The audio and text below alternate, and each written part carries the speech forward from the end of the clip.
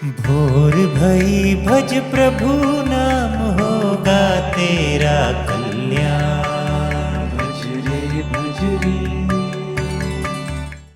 आइए सुनते हैं आज की कहानी शिखंडी। बहुत समय पूर्व पांचाल देश के राजा की एक महान इच्छा थी।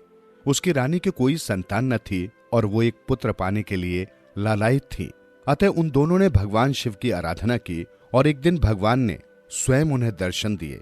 तुम्हें एक पुत्र प्राप्त होगा, वे बोले, परंतु वो तुम्हें एक पुत्री के रूप में प्राप्त होगा।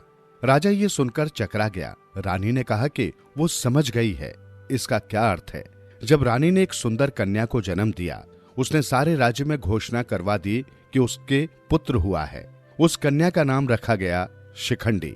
शिखंडी ने वो सब कुछ सीखा जो एक युवक को सीखना चाहिए। उसने पढ़ना लिखना, चित्रकला, घुड़सवारी तथा धनुर्विद्या भी सीखी।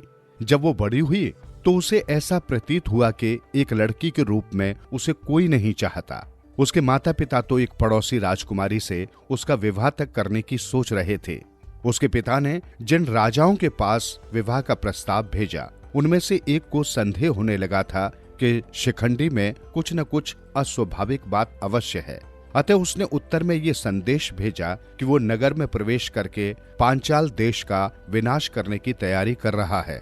शिखंडी ने अपने माता पिता को इस गंभीर समाचार के बारे में विचार करते सुना। रानी ने कहा, चलिए देवताओं से प्रार्थना करें कि वे अवश्य एक वीर पुत्र के रूप में हमें सहायता भेजेंगे, जो शत्रु का सर्वनाश करेगा। शिखंडी ने दुखी मन से ये सब बातें सुनी। कुछ समय बाद ही एक दिन वो नगर के समीप एक विशाल व निर्जन वन में निकल पड़ी। वन में घूमते हुए शिखंडी ने सोचा, माता पिता को दुख देने से तो अच्छा है कि मेरी मृत्यु हो जाए। मैं इसी वन में खो जाऊंगी तो कोई नहीं जान पाएगा। तभी उसने अपने सामने एक विशाल किला देखा। वो भीतर गई और एक कक्ष से दूसरे कक्ष में घूमती रही। वो एकदम वीरान था। वहां बिना कुछ खाए पिए रोते रोते शिखंडी ने कई दिन बिताए। वस्तुतः वह किला बिल्कुल खाली नहीं था। उसमें एक आत्मा विचरण करती थी जो यक्ष कहलाती थी। यक्ष एक पुण्य आत्मा थी। इस सुंदर कन्या को बिलखते देख उसे बहुत दुख हुआ। एक रात उसने शिखंडी के सामने प्रकट होकर दुख का कारण पूछा। मैं धन के देवता का अनुचर हूँ, उसने कहा। शायद मैं इस मुसीबत में तुम्हारी मदद कर सकूं। तब राजकुमारी ने उसे अपनी कथा सुनाई और पुनः उसके सामने रो पड़ी। ओह, काश मैं एक पुरुष होती, वो बोली। यक्ष ने एक क्षण इस पर विचार किया, फिर बोला, मेरे मन में एक उपाय है। तुम कितने समय के लिए पुरुष बनना चाहती हो? शिखंडी ने उसे देखा। जब तक मैं अपने पिताजी के सब शत्रुओं को पराजित न कर दूं। यदि मैं उन्हें युद्ध में पराक्रम दिखा दूं तो मेरा पुरुष तत्व को मान लिया जाएगा। तथास्तु, यक्ष ने कहा, मैं अपना पुरुष तत्व तुम्हें देता हूं। तुम एक पूर्ण पुरुष बन जाओगे, पर जब युद्ध समाप्त हो जाए तो मेरे पास निश्चय ही लौट आना। यक्ष का धन्यवाद करके वो पिता के घर लौट आई।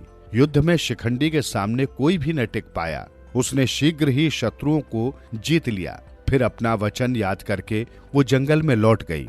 अब स्त्री की पोशाक धारण किए यक्ष ने दुखी होते हुए उसका स्वागत किया। हम पुनः अपना रूप परिवर्तित नहीं कर सकते, उसने गहरी सांस लेते हुए कहा। क्यों, क्या हुआ? शिखंडी ने आश्चर्य से पूछा। तुम्हारे जाने के बाद धन के देवता जंगल में आए। मैं उनका स्वागत करने नहीं गया, अतः उन्होंने मुझे श्राप दिया और कहा कि मैंने जो कुछ भी किया है उसे अब कभी परिवर्तित नहीं किया जा सकेगा। यक्ष ने उत्तर दिया। शिखंडी को बहुत खेद हुआ कि उसने यक्ष को दुख पहुंचाया, पर यक्ष ने उसे सांत्वना दी और कहा कि वो चिंता न करे, तुम्हें पुरुष ही बनना था, वो बोला, और अब तुम वैसी ही रहोगी। इस प्रकार भगवान शिव का वचन सत्य हुआ। शिखंडी पुरुष बना और महाभारत युद्ध के महानतम सैनिकों में से एक सिद्ध हुआ। जीवन सुधरेगा, प्राणी होगा